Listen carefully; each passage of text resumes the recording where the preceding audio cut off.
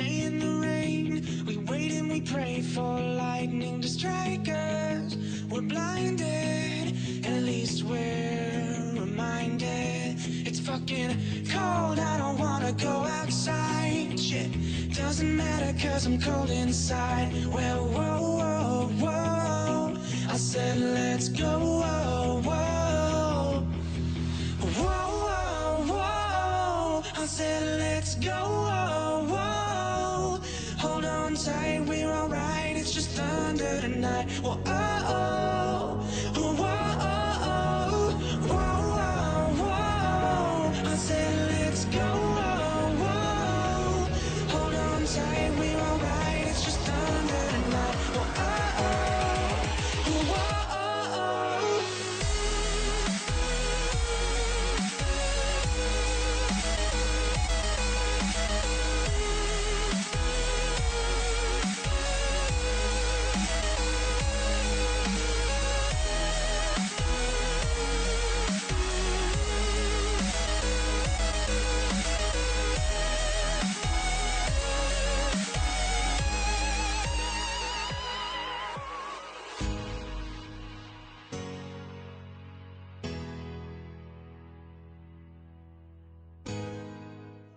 Whoa, whoa, whoa, whoa. I said let's go.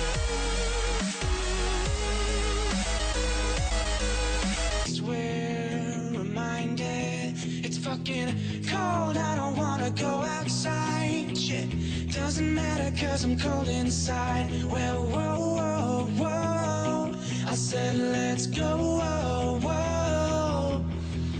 Whoa, whoa, whoa, I said let's go, whoa, whoa.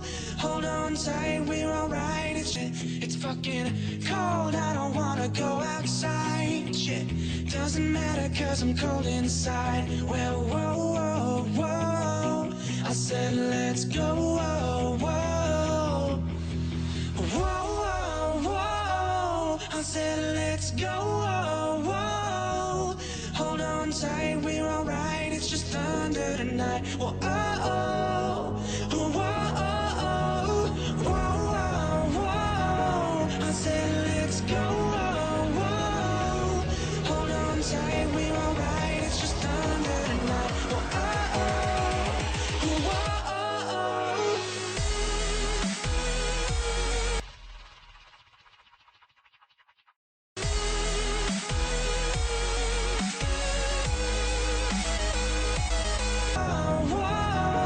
I said let's go, whoa, whoa. Hold on tight, we're alright, it's just thunder tonight. Whoa.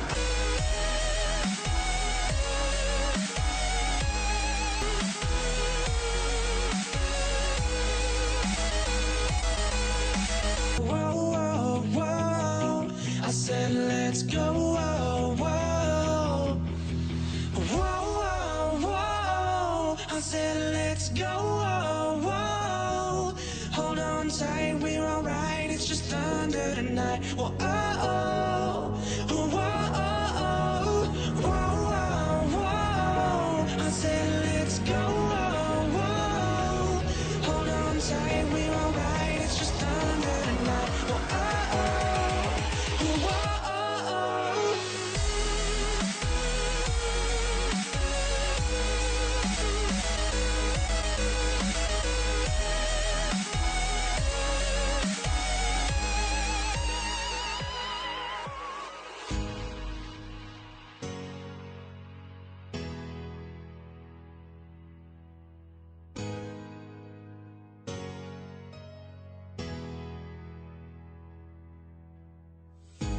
Labeled insane, lost in our days, but we live and we pray for lightning to strike us down. With the lights and sound, we were left in haze, now we're lost and we're found. It's fucking cold, I don't wanna go outside. Shit, doesn't matter cause I'm cold inside. Well, whoa, whoa, whoa, I said let's go, whoa, whoa. Whoa, whoa, whoa, I said let's go, whoa, whoa. Hold on tight, we're alright, it's just thunder tonight. Whoa, oh, oh, whoa, oh.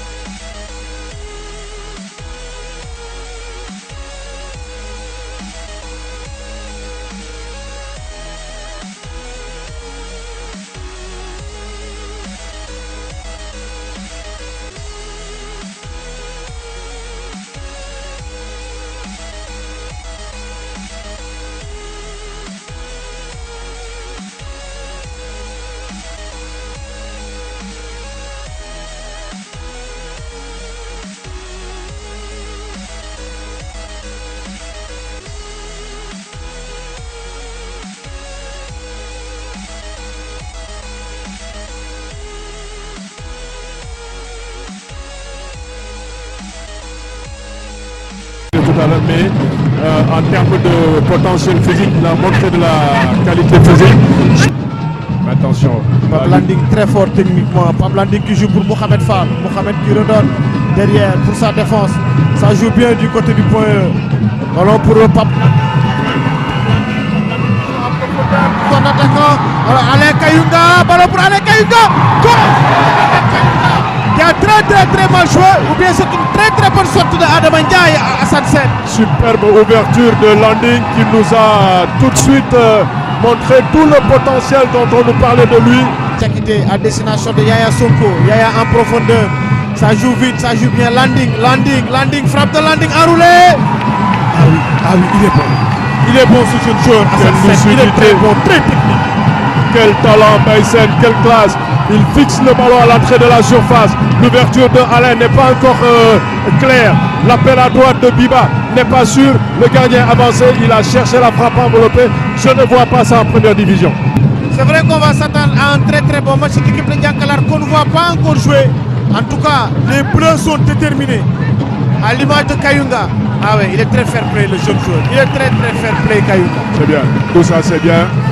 Tout ça, ça fait bonne éducation, ça fait beaucoup de sportivité. Malgré l'enjeu de Nawetan, très bon esprit jeune homme. Et Lamine Ngom qui demande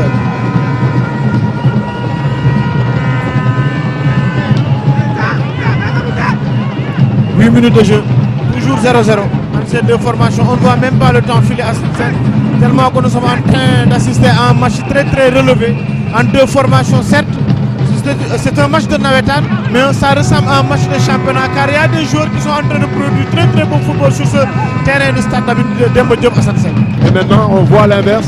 Diankalar va, comme je dis, chercher à jouer plus directement pour aller rapidement dans la zone défensive du point E. Parce qu'en termes de préparation, ils vont être en difficulté. Il y a trop de talent entre Landing, Yaya, Biba et Mohamed. Ils ne peuvent pas rivaliser en qualité de jeu au sol. Il faut chercher le jeu direct et aller leur faire mal sur les longs ballons. Mohamed Fall qui joue derrière pour Ibrahima Ngom. Ballon contrôlé par la défense du point, en l'occurrence Papa Adjouma Gueye. Papa Adjouma, il y a faute sur Papa Adjouma. Non, l'arbitre qui l'a joué. Toujours ballon récupéré, assis. Et la faute est sifflée.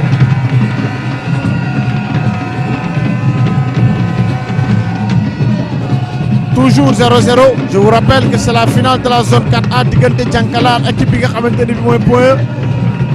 Défense Diankalar bu dégagé na ballon pour ki nga xamante ne mooy Kayunga, Alain Kayunga qui avait joué pour Landing mais récupéré directement par la défense de Diankalar. Ça joue direct mais très bonne sortie de Mamadou Saliou Diallo. Mamadou Saliou pour Papa Abdourahmane Diakité. Récupéré par la défense de Diankalar, pas pour longtemps. Assis. Point qui joue bien, Point qui joue très bien. Voilà pour Ibrahima Ngom. Ibrahima qui joue pour Papa Abdourahmane Diakité. Papa Abdourahmane pour Fall. Fall en profondeur pour Ibrahima Ngom. Ibrahima, il s'est précipité. Ibrahima aurait dû prendre son temps à Saint-Saëns.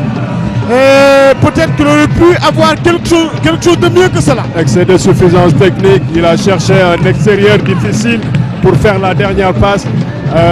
Ça peut être ça le péché de jeunesse qui peut nuire à cette équipe de point E. Ils sont tellement conscients de leur qualité technique qu'ils en abusent un peu. Même si voilà, tu veux une action comme lui, je fais qu'il y ait Malou jouer de Boubar, ça peut être dangereux. Alex Malou qui passe en profondeur. Alex Malou, pop. Un tir non cadré. Assane, Diankalar yi ñëwaat ci match bi. Point ngi seetaan et gis nga l'entraîneur point bi nee na leen tal leen seen kaw song leen et c'est temps fort comme ni nga ko waxee léegi soo ci dominer équipe defoo ci différence ça risque d'être fatal pour toi su équipe adverse bi yow. J'ai pas fini ma phrase démonstration bi ñëw na on voit ci suuf seen premier tiers la ñuy commencé foo xale la ñu xale soo ko watee di nga def li nga xamante ni bii erreur la. On va revoir cette occasion. Malou qui décale.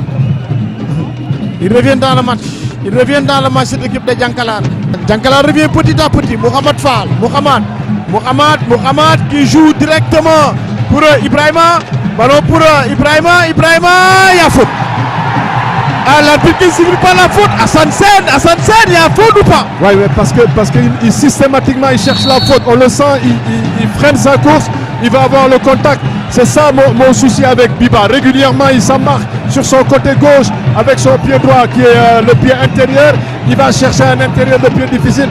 À mon avis, dans la course, il a battu son adversaire, il pouvait aller au but. On revoit l'action. Il a trop cherché la faute, il a attendu. Mais quand même, il a ramassé, Hassan. C'est un ramassage. Ouais, mais il y a contact, mais c'est les arbitres aussi, de temps en temps, le petit jeu des gamins peut les énerver. Il se dit, il a toute la qualité pour aller devant, mais il va freiner sa course pour chercher le contact. Eh bien, tant pis pour lui s'il ne veut pas faire le but. Tant pis. Ah oui.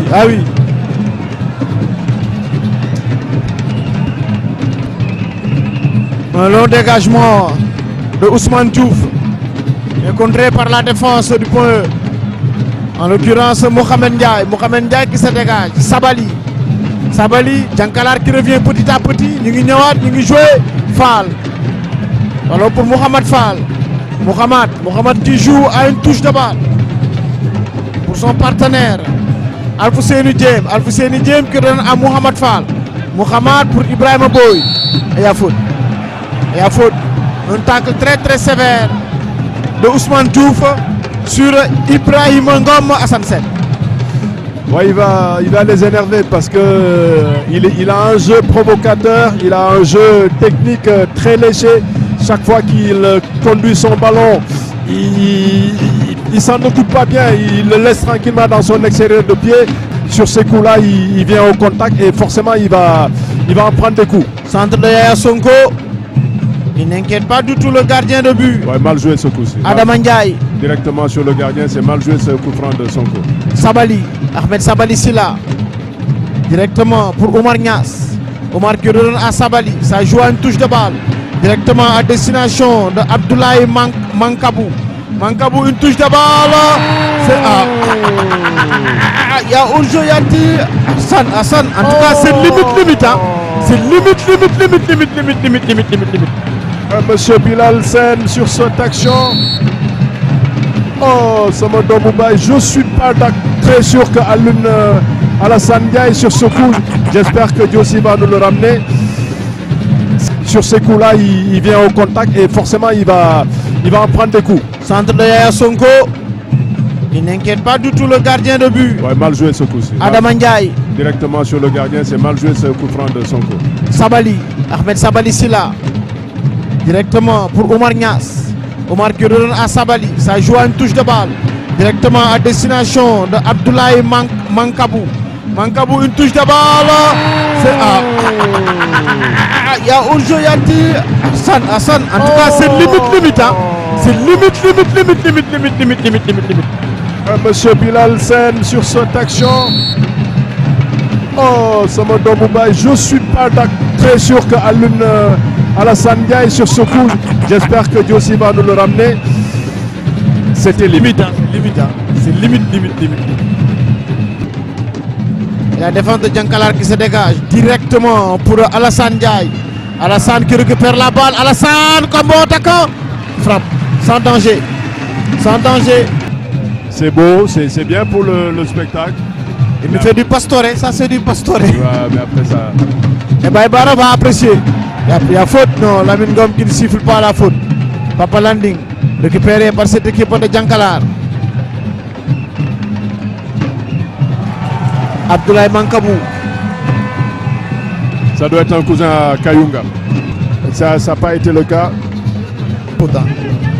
Ouais, parce qu'il est en difficulté, son couloir gauche, là, attaqué par le côté droit de Diankala, pose beaucoup de problèmes, aussi bien par Abdoulaye Mankabo quand il s'infiltre par là, que même de temps en temps, Alex Malou, il est parti à gauche, mais chaque fois qu'ils ont percuté sur le côté droit, ils l'ont mis en difficulté. Le franc de Abdoulaye Mankabou, capté sans problème par Baïwali. Baïwali Ndiaye. Pour Alfousseni Djemé et c'est la mi-temps. C'est la mi-temps sifflée par Lamine Ngom entre Djankalar et Pouye. 0-0 à Sansen. Nous, on a regardé un très très bon match de football. Moi, je peux te dire que, à part un match de Dieppel contre... Parti. Ballon pour Papa Landing Ndiaye. Papa Landing qui joue directement pour Ibrahima. Ballon pour Ibrahima Ngom. Ibrahima qui joue derrière. Pour son latéral, Papa Adjouma Gueye. Papa Adjouma, Papa Landing en profondeur. Position de jeu. Position de jeu de Alain Kayunga Sansen. Quelques maladresses encore pour ce petit réglage des gamins. Je pense que notre spécialiste terrain peut jouer avec l'entraîneur de Djankalar. Janvion.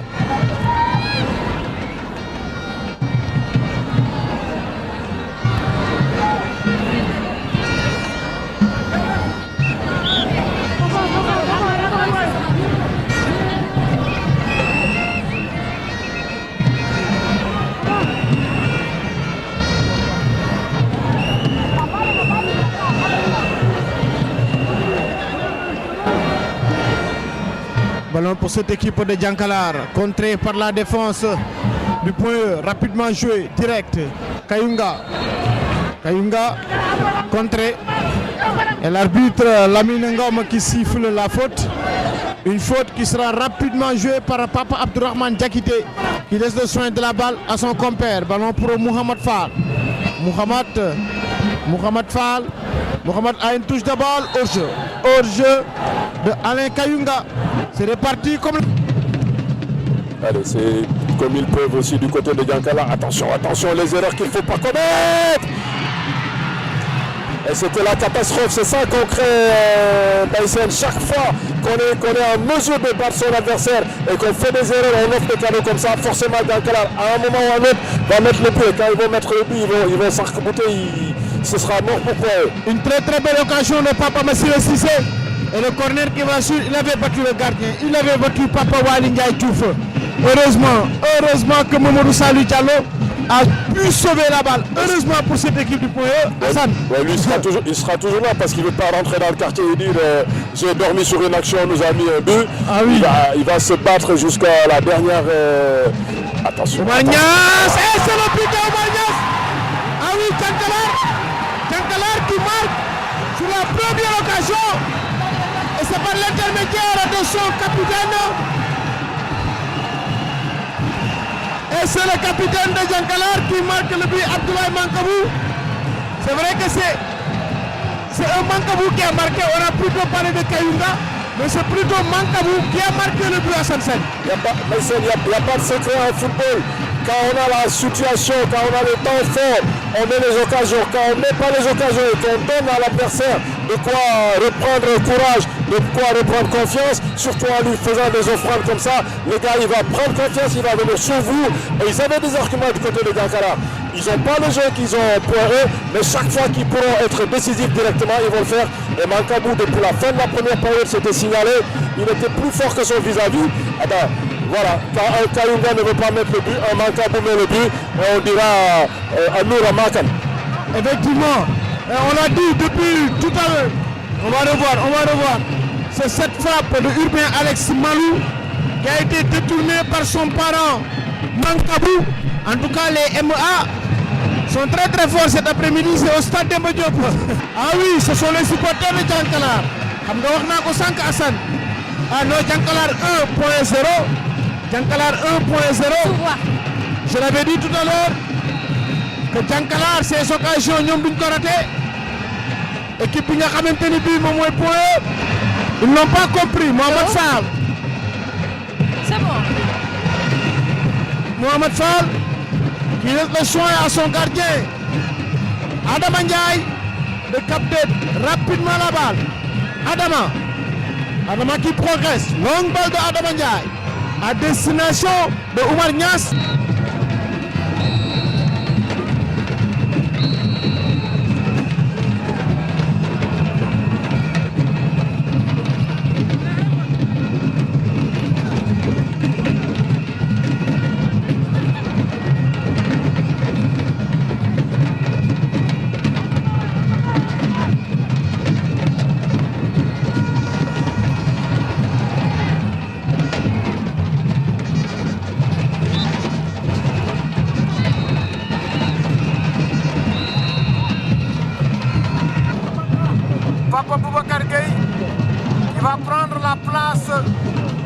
Mohamed Fall, le meneur de jeu, à part, Mohamed qui a fait un bon match dans l'ensemble. ouais, à part le capitaine, c'est lui qui donnait tous les bons ballons, le starter, c'est lui qui enclenchait les actions.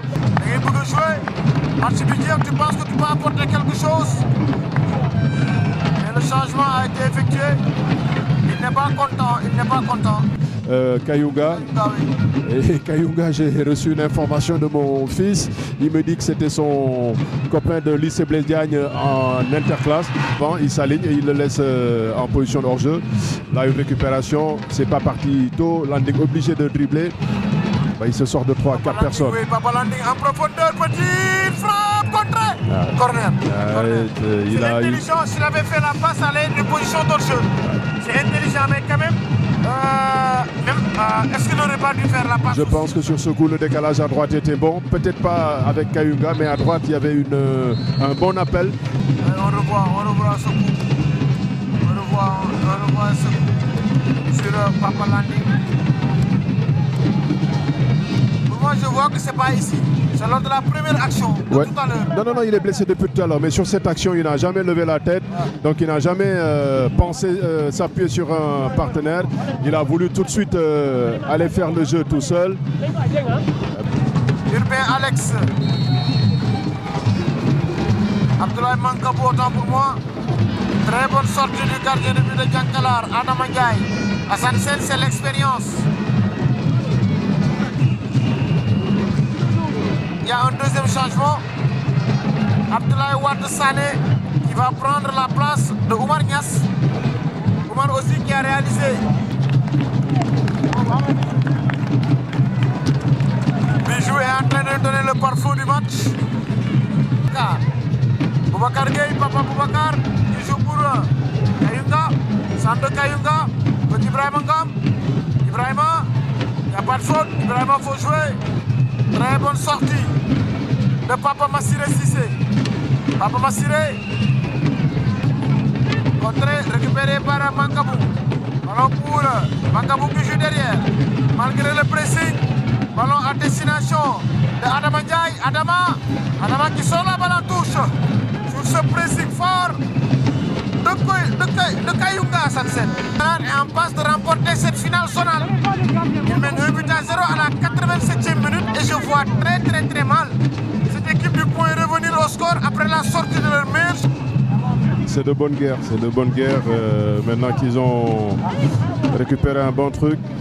Et il y a Pape Diabaté qui est blessé, qui ne peut plus continuer. Oumardi aussi, Oumardi qui va prendre la place.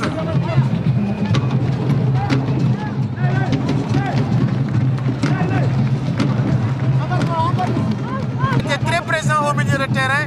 Le numéro 10 de Djankalar, Papa Massiré Cissé, qui va céder sa place à Papa Boubacar Gueye. Fort. Et avec ses arrêts. 5 minutes de temps additionnel. 5 minutes de temps additionnel, le match n'est pas encore terminé. Il y a de la place, mais est-ce que... Bien que Djankalar mène 1 but à 0. Ouais, petite faute. Et Hassan Sène, aujourd'hui c'est l'anniversaire de Janvion, l'entraîneur de Djankalar. Ah bah, Quel beau cadeau d'anniversaire. la coupe, si on peut la remplir de jus d'orange, de bissap, de ataïa, de ce que vous voulez. Chapeau, capitaine Janvion. Les supporters sont en train de rentrer chez eux.